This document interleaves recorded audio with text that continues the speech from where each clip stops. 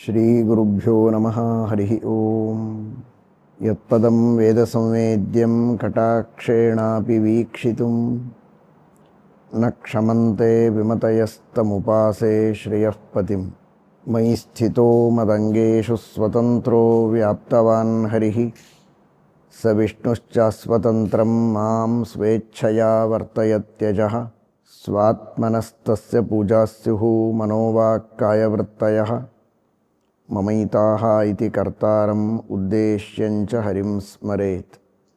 ಧರ್ಮವಿಜ್ಞಾನವೈರಾಗ್ಯಪರಮೈಶ್ವರ್ಯಶಾಲಿನಃ ಆನಂದತೀರ್ಥಭಗವತ್ಪಾದಾನ್ ವಂದೇ ನಿರಂತರಂ. ನೌಮಿನ್ಯಾಯಸುಧಾದಿಕೃಜ್ಜಯಮುನೀನ್ ಶ್ರೀಪಾದರಾಟ್ಸನ್ಮಣೀನ್ ವ್ಯಾಸಾರ್ಯಾನ್ ವಿವಿಧಾಗಮಾಬ್ಧಿವಿಹರಾನ್ ಶ್ರೀವಾದಿರಾಜಾನಪಿ ವಂದೇ ಹಂಸವರಾನ್ ರಘುತ್ತಮಗುರೂನ್ ವೈದಗ್ಧ್ಯವಾರಾಂ ನಿಧೀನ್ ಶ್ರೀ ಸತ್ಯವ್ರತರಾಘವೇಂದ್ರ ಮುನಿಪಾನ್ ಸದ್ಬೋಧಸಧ್ಯಾನಪಾನ್. ಸತ್ಯಾಭಿಜ್ಞಕರಾಬ್ಜೋತ್ಥಾನ್ ಪಂಚಾಶದ್ವರ್ಷಪೂಜಕಾನ್ ಸತ್ಯಪ್ರಮೋದತೀರ್ಥಾರ್ಯಾನ್ ನೌಮಿನ್ಯಾಯಸುಧಾರತಾನ್.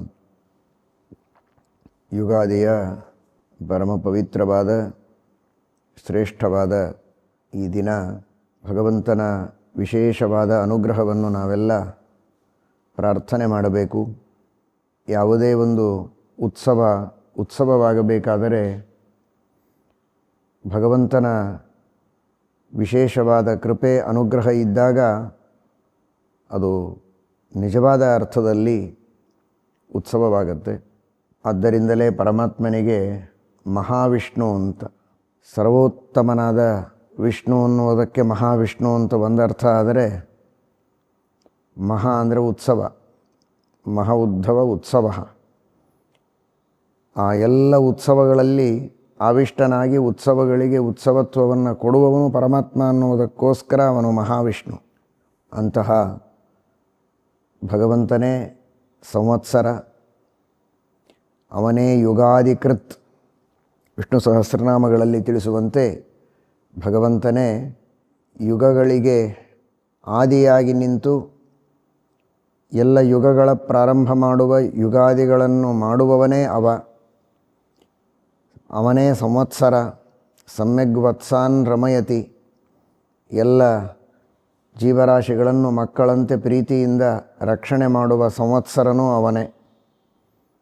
ಎಷ್ಟು ಚೆನ್ನಾಗಿ ವಿಷ್ಣು ಸಹಸ್ರನಾಮ ಹೇಳುತ್ತದೆ ಅಂದರೆ ಉಗ್ರ ಸಂವತ್ಸರ ಅಂತ. ತಪ್ಪು ಮಾಡಿದರೆ ಕಣ್ಣು ತೆಗೆದು ತಂದೆ ಮಕ್ಕಳಿಗೆ ಬೆದರಿಸುವಂತೆ ಉಗ್ರಹ. ಮಾಡಬಾರದ ಕರ್ಮಗಳನ್ನು ಮಾಡಿದಾಗ ಶಾಸನ ಮಾಡುವುದು ಅದೇ ಭಗವಂತ. ಪರಮಾತ್ಮನ ಆಜ್ಞೆಯಂತೆ ವಿಹಿತ ಕರ್ಮಗಳನ್ನು ಮಾಡಿ ಸನ್ಮಾರ್ಗದಲ್ಲಿ ನಡೆದರೆ ಸಂವತ್ಸರ ಸಮ್ಯಗ್ ವತ್ಸಾನ್ ರಮಯತಿ. ಪ್ರೀತಿಯಿಂದ ತೊಡೆಯ ಮೇಲೆ ಕೂಡಿಸಿಕೊಂಡು ರಕ್ಷಣೆ ಮಾಡಿ ಅನುಗ್ರಹ ಮಾಡುವವನೂ ಆ ಭಗವಂತನೇ. ಅಂತಹ ನಮ್ಮೆಲ್ಲರನ್ನು ನಾವು ಮಾಡುವ ಅಲ್ಪ ಭಕ್ತಿಗೆ ಸಂತುಷ್ಟನಾಗಿ ಮಕ್ಕಳಂತೆ ರಕ್ಷಣೆ ಮಾಡುವ, ಮಕ್ಕಳಂತೆ ಅಂದರೆ ನಿಜವಾಗಿಯೂ ಮಕ್ಕಳೇ ನಾವೆಲ್ಲ, ನಮ್ಮೆಲ್ಲರನ್ನ ರಕ್ಷಣೆ ಮಾಡುವ ಆ ಪರಮಾತ್ಮನನ್ನು ನಾವು ಸ್ಮರಿಸಬೇಕು. ಕೆಲವರಿಗೆ ಇದು ಪರಾಭವ ನಾಮ ಸಂವತ್ಸರ ಅಂತ ಹೆಸರು ಕೇಳಿ ಭಯ. ದೇವರ ಸ್ಮರಣೆ ಇದ್ದವರಿಗೆ ಯಾವ ಭಯವೂ ಬೇಡ. ಭಗವಂತ ಎಲ್ಲರನ್ನ ಪರಾಭವಗೊಳಿಸ್ತಾನೆ ಅನ್ನೋದಕ್ಕಾಗಿ ಅವನು ಪರಾಭವ. ದುಷ್ಟಶಕ್ತಿಗಳನ್ನು ದಮನ ಮಾಡ್ತಾನೆ. ಒಳಗಿರುವ ಕಾಮಕ್ರೋಧ ಲೋಭ ಮೋಹಮದ ಮಾತ್ಸರ್ಯಗಳೆಂಬ ಅಂತಃಶತ್ರುಗಳ ಪರಾಭವವನ್ನು ಮಾಡ್ತಾನೆ. ಮಾಡಬೇಕು ಅಂತ ನಾವು ಭಗವಂತನಲ್ಲಿ ಪ್ರಾರ್ಥನೆಯನ್ನು ಸಲ್ಲಿಸಬೇಕು. ಆ ಅಂತಃಶತ್ರುಗಳ ಪರಾಭವವನ್ನು ಮಾಡಿ ಸಾಧನೆಗೆ ವಿಘ್ನ ಆಗುವ ಹೊರಗಿನ ಬಾಹ್ಯ ದುಷ್ಟಶಕ್ತಿಗಳನ್ನು ದೂರ ಮಾಡಿ ನಿರ್ವಿಘ್ನವಾಗಿ ಮೋಕ್ಷ ಸಾಧನೆಯನ್ನು ಮಾಡಿಸು, ಧರ್ಮ ಕಾರ್ಯಗಳು ನಮ್ಮಿಂದ ನಡೆಯುವಂತೆ ಮಾಡುವಂತ ಆ ಪರಮಾತ್ಮನಲ್ಲಿ ನಾವು ಪ್ರಾರ್ಥನೆಯನ್ನು ಮಾಡಬೇಕು. ಧರ್ಮ ಕಾರ್ಯಗಳನ್ನೆಲ್ಲ ನಮ್ಮಿಂದ ಮಾಡಿಸಿ ಜ್ಞಾನವನ್ನು ನೀಡಿ ಮುಂದೆ ಪರಮಾತ್ಮ ನಮಗೆಲ್ಲ ಭವ ಅಂದರೆ ಸಂಸಾರ, ಅಭವ ಅಂದರೆ ಸಂಸಾರಕ್ಕೆ ವಿರುದ್ಧವಾದ ಮೋಕ್ಷ. ಆ ಮೋಕ್ಷವನ್ನು ನಮಗೆಲ್ಲ ಪರಮಾತ್ಮ ಕರುಣಿಸಬೇಕು. ಪರಾಭವ ಅಂತ, ಪರೇ ತನ್ನಿಂದ ಭಿನ್ನರಾದ ಉತ್ತಮ ಜೀವರಾಶಿಗಳೇನಿದ್ದಾರೆ, ಪರಶಬ್ದಕ್ಕೆ ಎರಡು ಅರ್ಥ, ಭಿನ್ನ, ಉತ್ತಮ. ತನ್ನಿಂದ ಭಿನ್ನರಾದ, ಉತ್ತಮರಾದ, ಮುಕ್ತಿಯೋಗ್ಯರಾದ ಸಜ್ಜನರು, ಧಾರ್ಮಿಕರು, ಭಗವದ್ಭಕ್ತರು ಅಂತ ಯಾರಿದ್ದಾರೋ ಅವರೆಲ್ಲರಿಗೂ ಅಭವ, ಮೋಕ್ಷವನ್ನು ಕೊಡುವವನು. ಆದ್ದರಿಂದ ಪರಮಾತ್ಮನಿಗೆ ಪರಾಭವ. ಪರೇಶಾಂ ಮುಕ್ತಿಯೋಗ್ಯಾನಾಂ ಅಭವ ಮೋಕ್ಷ ಏನ ಸಹ ಪರಾಭವ. ಶತ್ರುಗಳನ್ನೆಲ್ಲ, ಕಾಮಕ್ರೋಧಾದಿಗಳನ್ನು ಮೊದಲಿಗೆ ಪರಾಭವಗೊಳಿಸಿ ಮುಂದೆ ಮೋಕ್ಷವನ್ನೇ ಕೊಟ್ಟು ಅನುಗ್ರಹ ಮಾಡುವಂತಹ ಆ ಪರಾಭವನ ಸ್ವಯಂ ಪರಾಭವ, ಪರ ಸರ್ವೋತ್ತಮ, ಅಭವ ನಿತ್ಯ ಮುಕ್ತ ಅನಾದಿ ಕಾಲದಿಂದಲೂ ಅಂತಹ ಆ ಪರಮಾತ್ಮನನ್ನು ನಾವು ವಿಶೇಷವಾಗಿ ಸ್ಮರಣೆ ಮಾಡಬೇಕು. ಸ್ಮರಣೆ ಮಾಡಿ ಇಡೀ ಸಂವತ್ಸರ ಸಾಧನೆ ಮಾಡುವುದಕ್ಕೆ ಅನುಕೂಲವಾಗಲಿ. ಗುರುವಾರ ಪ್ರಾರಂಭ. ಗುರು ಬೃಹಸ್ಪತಿಯೇ ಈ ಸಂವತ್ಸರದ ರಾಜ. ವಿಶೇಷವಾಗಿ ಯಜ್ಞಯಾಗಾದಿ ಸತ್ಕರ್ಮಗಳು, ಭಗವಂತನ ಪೂಜೆ ಆರಾಧನೆ ಹಾಗೂ ಪಾಠಪ್ರವಚನಗಳು, ವೇದಶಾಸ್ತ್ರಗಳ ಅಧ್ಯಯನಗಳು ಇವುಗಳೆಲ್ಲದರ ಅಭಿವೃದ್ಧಿ ಆಗ್ತದೆ ಅಂತ ಸಂವತ್ಸರದ ಫಲದಲ್ಲಿ ತಿಳಿಸಿದ್ದಾರೆ. ಯುದ್ಧ ಆಗ್ತದೆ, ರಾಜರ ಮಧ್ಯದಲ್ಲಿ ಯುದ್ಧ ನಡೀತದೆ.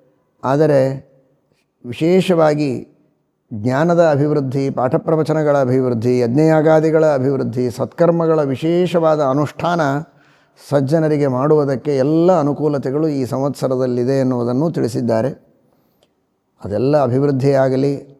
ಅಂತಹ ಒಂದು ಒಳ್ಳೆಯ ಅವಕಾಶದ ಸದುಪಯೋಗ ಮಾಡಿಕೊಳ್ಳುವುದಕ್ಕೆ ನಾವೆಲ್ಲ ಸಿದ್ಧರಾಗಿ ದೇವರಲ್ಲಿ ಬೇಡಿಕೊಂಡು ಹೆಚ್ಚು ಹೆಚ್ಚು ಶಾಸ್ತ್ರಗಳ ಅಧ್ಯಯನವನ್ನು ಮಾಡಿ ದೇವರ ಮಹಿಮೆಯನ್ನು ತಿಳಿದುಕೊಂಡು ಸಂವತ್ಸರವನ್ನು ಸಾರ್ಥಕ ಮಾಡಿಕೊಳ್ಳೋಣ.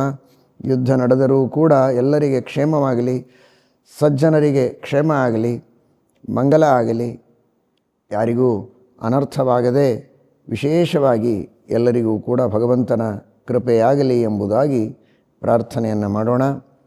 ಎಲ್ಲ ಭಗವದ್ಭಕ್ತರಿಗೂ ಕೂಡ ನಮ್ಮ ಗುರುಗಳನ್ನು ಆರಂಭ ಮಾಡಿಕೊಂಡು ಎಲ್ಲ ಗುರುಗಳಲ್ಲಿ ಅಂತರ್ಯಾಮಿಯಾದ ಶ್ರೀಮದ್ ಆಚಾರ್ಯರಲ್ಲಿ ಅಂತರ್ಯಾಮಿಯಾದ ಶ್ರೀಮನ್ ಮೂಲರಾಮ ದಿಗ್ವಿಜಯರಾಮ ವೇದವ್ಯಾಸ ದೇವರ, ವಂಶರಾಮ ಪ್ರಸನ್ನ ವಿಠ್ಠಲ ದೇವರ ಪರಿಪೂರ್ಣವಾದ ಅನುಗ್ರಹವಾಗಲಿ, ಎಲ್ಲವೂ ಮಂಗಲವಾಗಲಿ, ಶ್ರೇಯಸ್ಸಿನ ಅಭಿವೃದ್ಧಿಯಾಗಲಿ ಎಂಬುದಾಗಿ ದೇವರಲ್ಲಿ ಭಕ್ತಿಯಿಂದ ಪ್ರಾರ್ಥನೆಯನ್ನು ಮಾಡ್ತೇವೆ. ಶ್ರೀ ಗುರುಭ್ಯೋ ನಮಃ. ఈనాడు యుగాది పరాభవనామ సంవత్సరము చాలా ఉత్తమమైనటువంటి ఫలముంది.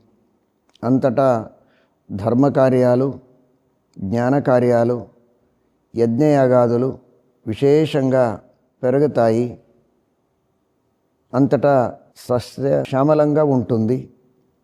ఇటువంటి ఈ శ్రేష్ఠ సంవత్సరమునందు అందరికీ భగవద్భక్తులకు ఈ పరాభవ సంవత్సర నియామకుడైన ఆ పరాభవనామక భగవంతుడు అన్ని దుష్ట శక్తులని పరాభవించి ఓడించి విశేషమైన ధర్మాన్ని, జ్ఞానాన్ని, సజ్జనాలను రక్షించే శక్తి కలిగిన ఆ సర్వోత్తముడైన భగవంతుడు అతని అనుగ్రహంతో అందరికీ మంగళం కానీ, అభివృద్ధి కానీ, సన్మార్గంలో విశేషమైన ప్రవృత్తి రాని అని ఆ భగవంతుని పాదార విందమనందు మన ఉపాస్యమూర్తులైన గురువుల అంతర్యామి అయిన శ్రీమన్ మధ్వాచార్యులు అంతర్యామి అయిన శ్రీమన్ మూలరామ దిగ్విజయరామ వేదవ్యాస వంశరామ ప్రసన్న విఠ్ఠల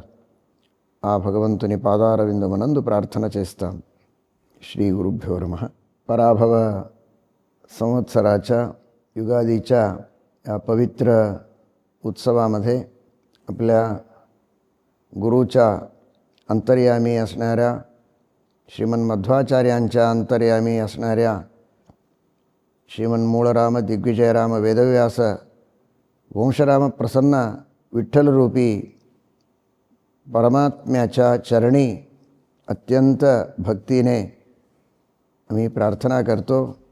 सर्व सज्जनांना ज्ञान, भक्ती, वैराग्य, आयुर, आरोग्य, ऐश्वर्य इत्यादी सर्व सौभाग्य देऊन धर्मकार्यामध्ये विशेष प्रवृत्ती दे. शास्त्र पाठ प्रवचन